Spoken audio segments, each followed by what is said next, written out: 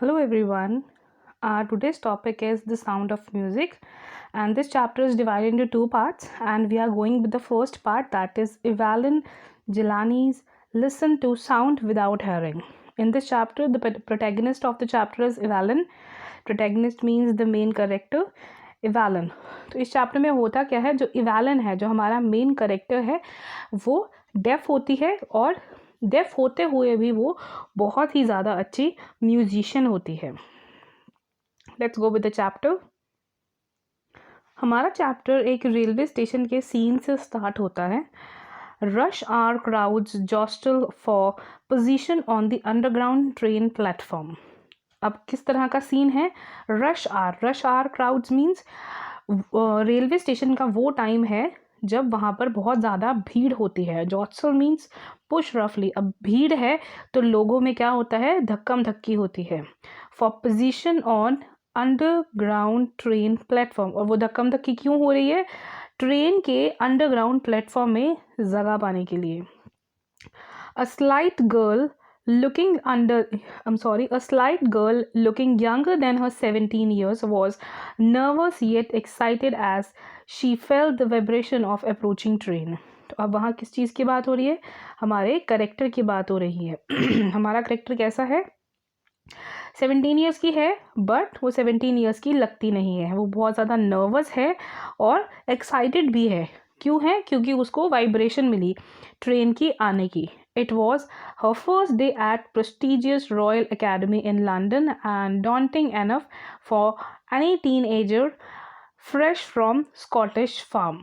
तो अब कहाँ का सीन है ये ट्रेन का, रेलवे स्टेशन का? लंदन का है. तो जो हमारी प्रोटैगनिस्ट है वो कहाँ जा रही थी? रॉयल एकेडमी ऑफ म्यूज़िक, जो कि लंदन में है, वहाँ जा रही थी. इस यूनिवर्सिटी को क्या बोला गया है? इस एकेडमी को क्या बोला गया है?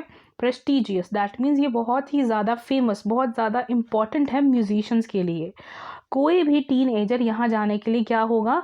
डॉन्टिंग होगा. डॉन्टिंग मीन्स फ्राइटनड होगा, डरा हुआ होगा, जो कि स्कॉटिश फार्म से आया होगा. स्कॉटिश फार्म लंदन के एज कम्पेयर टू, अगर हम कंपेयर करते हैं तो London is a city and Scottish farm is like a town. But this aspiring musician faced a bigger challenge than most. She was profoundly dead. So अब ये उसके लिए कोई चैलेंज नहीं था कि वो वहाँ जा रही है और वो डरी हुई है, बट उसके लिए सबसे बड़ा चैलेंज क्या था? प्रोफाउंडली मीन्स एक्सट्रीमली, दैट वो डेफ थी, वो बहरी थी. Let's go with the second point. Evelyn's loss of hearing had been gradual. तो जो इवैलन की जो सेंस ऑफ हियरिंग थी वो धीरे धीरे गई थी. ग्रेजुअल मीन्स धीरे धीरे गई थी. उसकी मदर को वो दिन याद है जब वो 8 साल की थी और पियानो प्ले करने के लिए अपनी टर्न का वेट कर रही थी और उसका नाम लिया गया पर वो हिली नहीं. Her mother remembers noticing something was wrong when the 8-year-old Evelyn was waiting to play the piano. They called her name and she didn't move. I suddenly realized she hadn't heard. She says Isabel Glennie. अब Isabel Glennie कौन है? एवैलन के mother. तो एवैलन के mother क्या कह रहे हैं कि उन्हें उस वक्त एक साइट मिल गया था, एक हिंट मिल गया था कि एवैलन के साथ में कुछ प्रॉब्लम है. For quite a while, Evelyn managed to conceal her growing deafness from friends and teachers. So, students यहाँ conceal का meaning है hide. So, कुछ टाइम के लिए एवैलन ने मैनेज कर लिया था अपनी डेफनेस को छुपाने के लिए, क्योंकि वो बहुत ज़्यादा डिटेरियोरेट हो रही थी अपनी स्टडीज़ में. तो धीरे धीरे सबको पता चल गया. By the time she was 11, her marks had deteriorated and her headmistress urged her parents to take to a specialist. तो अब इवैलन के मार्क्स कम होने लग गए थे बिकॉज वो सुन नहीं पा रही थी, इसलिए वो अच्छे से अपनी स्टडीज़ में परफॉर्म नहीं कर पा रही थी. और उनकी हेड मिस्ट्रेस ने कहा कि इसे किसी स्पेशलिस्ट के पास लेके जाइए और इस तरह के स्कूल में डालिए, एनरोल कीजिए जहाँ पर इम्पेयर्ड बच्चे हो. It was then discovered that her hearing was severely impaired as a result of gradual nerve damage. तो वो डेफ क्यों हो रही थी? क्योंकि उनकी जो हेयरिंग नर्व थी, कोई एक ब्रेन में कोई नर्व थी जो धीरे धीरे खराब हो रही थी. severely मतलब बहुत ज़्यादा, impaired मतलब खराब होना. They were advised that she should be fitted with hearing aids. अब इवैलन को क्या सजेस्ट किया गया कि वो सुनने वाली मशीन लगा ले और उसे इस तरह के स्कूल में भेज दिया जाए जहाँ बहरे बच्चे आते हों, डेफ बच्चे आते हों। ये बात सुनने के बाद तो किसी भी बच्चे का मोराल बर्स्ट हो जाएगा। I'm sorry, not boost. ये सुनने के बाद तो किसी भी बच्चे का मोराल बर्स्ट हो जाएगा। तो वही हुआ इवैलन के साथ। Everything suddenly looked black. तो इवैलन को एकदम से सब कुछ क्या हो गया, काला दिखने लग गया। दैट मीन्स उसे अपना फ्यूचर अच्छा नहीं दिख रहा था। But Evelyn was not going to give up. She was determined to lead a normal life and pursue her interest in music. तो इवैलन एक डिटर्मेंट पर्सन थी। डिटर्मेंट मीन्स एक स्ट्रॉन्ग, उसने डिसीजन बना लिया था कि मैं नॉर्मल लाइफ जीने वाली हूँ और जो मेरा म्यूज़िक का इंटरेस्ट है मैं उसे कंटिन्यू करूँगी। परस्यू मीन्स कंटिन्यू करूँगी। One day she noticed a girl playing xylophone and decided that she wanted to play it too. Most of the teachers discouraged her, but percussionist Ron Forbes spotted her potential. अब एक दिन उसने एक लड़की को xylophone बजाते हुए देखा। तो ज़ाइलोफ़ोन स्टूडेंट्स, ये हमारी बुक में बना हुआ है, हमने बचपन में इसको बजाया भी है, हमने ये प्ले भी किया है। एंड एक बच्चे को उसने ज़ाइलोफ़ोन प्ले करते हुए देखा और डिसाइड किया कि मैं भी इसे प्ले करना सीखूँगी। क्योंकि ये एक नॉर्मल स्कूल में थी तो वहाँ पर टीचर्स ने इसे डिस्करेज ही किया। पर तबला स्पेशलिस्ट, प्रिकर्निस्ट मीन्स वो पर्सन जो तबला और ड्रम बजाते हो, रॉन फॉर्ब्स ने इसे देखा, स्पॉट किया, जाना कि इसमें कोई ना कोई पोटेंशियल है। पोटेंशियल मीन्स खासियत है। He began by tuning two large drums to different notes. अब रॉन फॉर्ब्स ने क्या किया, दो बड़े बड़े ड्रम्स लिए और उनकी ट्यूनिंग अलग अलग म्यूज़िक में कर दी। अब यहाँ नोट्स क्या होगा, नोट्स मीन्स हम कितना हाई किसी एक म्यूज़िक को लेके जा सकते हैं, नंबर 1। नंबर 2, जिस लैंग्वेज में म्यूज़िक को लिखा जाता है उसे बोलते हैं नोट्स। तो यहाँ हम बात करेंगे पिच की। Do not listen through your year, he would say. Try to sense it some other way, says Evelyn. Suddenly I realized I could feel the higher drum from the waist up and the lower one from waist down. अब जब Rob ने अब music चलाया तो इवैलन ने कैसे feel किया, जो तो हायर नोट्स थे वो उसने अपनी वेस्ट के ऊपर वाले हिस्से पे फील किया और जो लोअर वाले नोट्स थे वो उसने अपनी वेस्ट के नीचे वाले पार्ट पे फील किया। अब अपर नोट्स मीन्स ज़्यादा ऊंची आवाज़, लोअर नोट्स मीन्स कम आवाज़। Forbes repeated the exercise and soon Evelyn discovered that she could sense certain notes in her different parts of her body. तो फोर्ब ने ये रिपीट किया, ये प्रोसेस को रिपीट किया और पता चला इवैलन अपने बॉडी के अलग अलग पार्ट में अलग अलग चीज़ों को, अलग अलग म्यूज़िक को सेंस कर सकती है। I had learned to open my mind and body to sounds and vibration. The rest was sheer determination and hard work. तो इवैलन क्या कह रही है, मैंने ये सीखा कि मैं अपनी बॉडी को कैसे अडाप्ट करवाऊँ, कैसे बताऊँ, कैसे समझाऊँ कि मैंने म्यूज़िक को फील करना है। और ये सब किस चीज़ पे डिपेंड करता है, एक स्ट्रॉन्ग डिटर्मिनेशन और बहुत ज़्यादा हार्ड वर्क पे। She never looked back. From the point onwards she toured the UK with youth orchestra, and by the time she was 16 she had decided to make music herself, her life. तो जब वो UK गई, एक tour पे गई, उसके बाद उसने ये डिटर्मिन कर लिया, ये पक्का प्रॉमिस अपने आप से कर लिया कि वो म्यूजिशियन ही बनेगी। She was auditioned for the Royal Academy of Music and scored one of the highest marks in the history of the academy. सो जब इवैलन ने एक छोटी सी परफॉर्मेंस अपने एक टेस्ट के तौर पे दी रॉयल एकेडमी में, तो उसको वहाँ पर सबसे ज़्यादा मार्क्स मिले, इतने ज़्यादा कि कभी किसी बच्चे को आज तक मिले ही नहीं। She gradually moved from orchestra work to solo performances.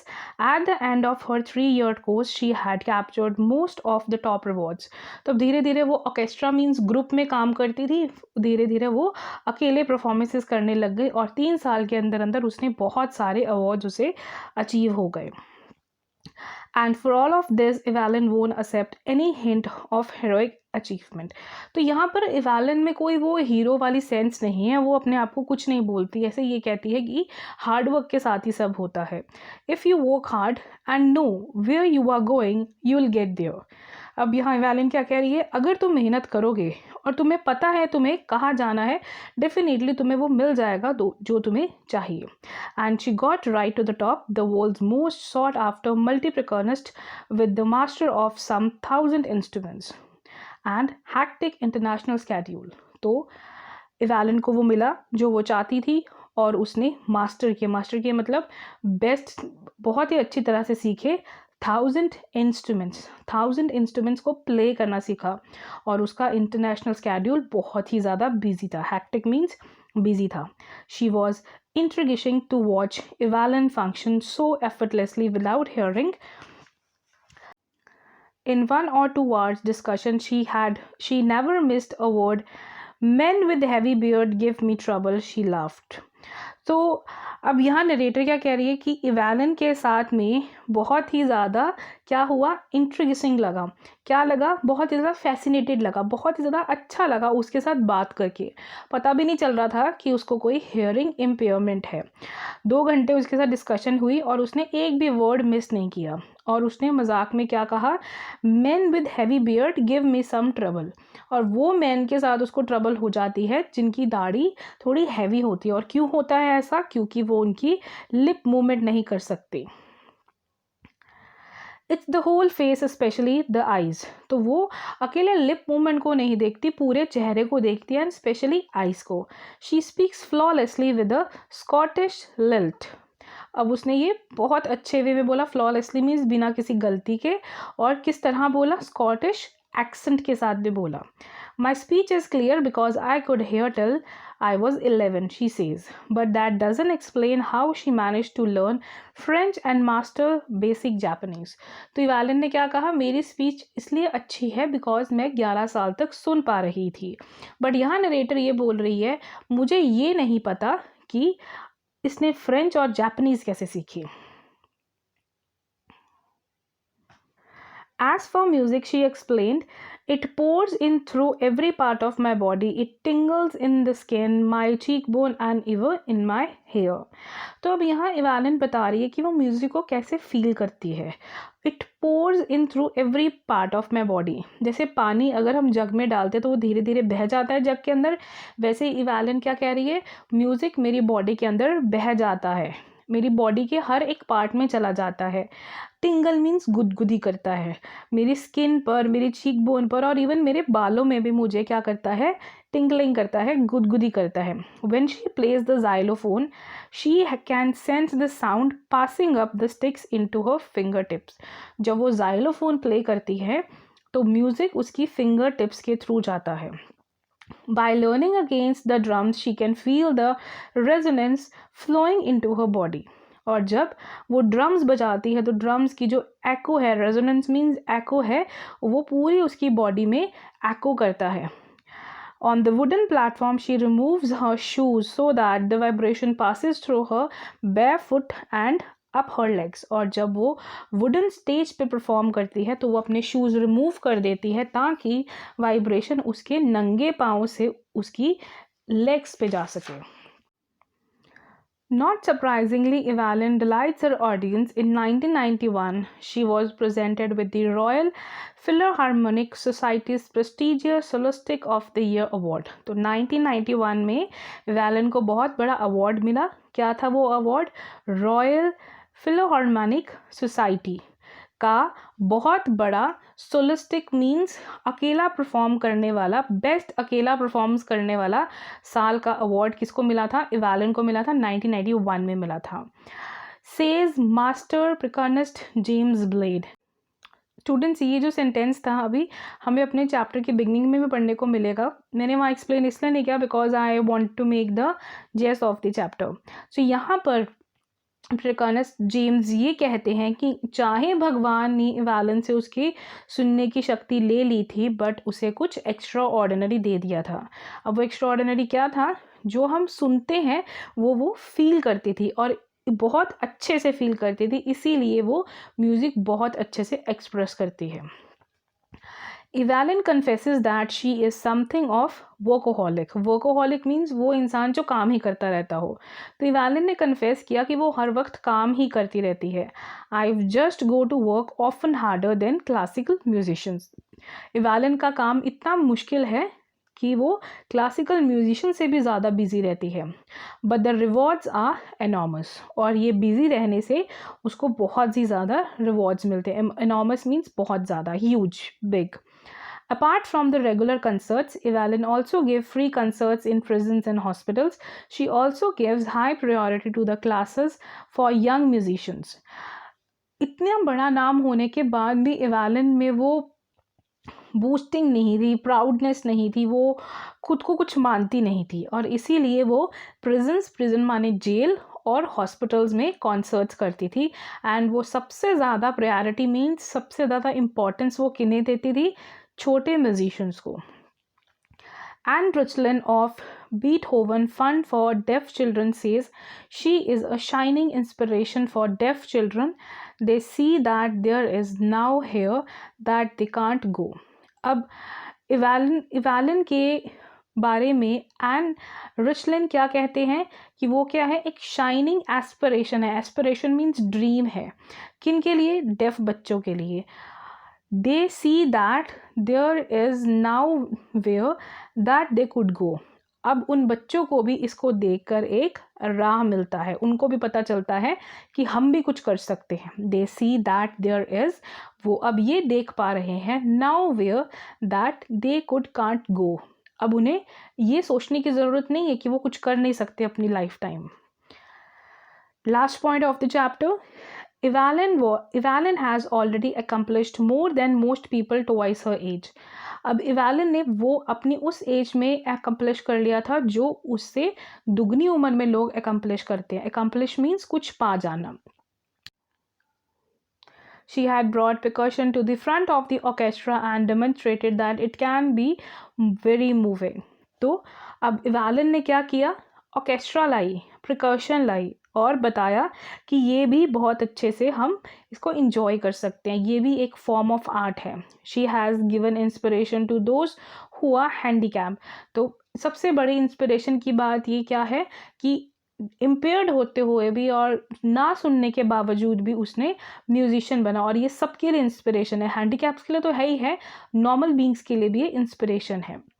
Who look to her and say if she can do it I can. और उनके लिए भी इंस्पिरेशन बनी जो लोग ये बोलते थे कि अगर ये कर सकती है तो मैं भी कर सकता हूँ. and not the least she has given enormous pleasure to millions.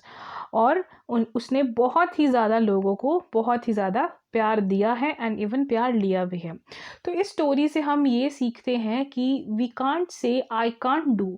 मुझे ये प्रॉब्लम है, मेरे पापा ने मुझे ऐसा किया या मेरी मम्मी ने मुझे ये लेके नहीं दिया. We should never say this. We should look for the best thing जो हम में है. तो I will appeal to each and every kid today that sit for a minute, sit for a second for yourself and think in which thing you are the best and go with it. Thank you so much, students. This is for today.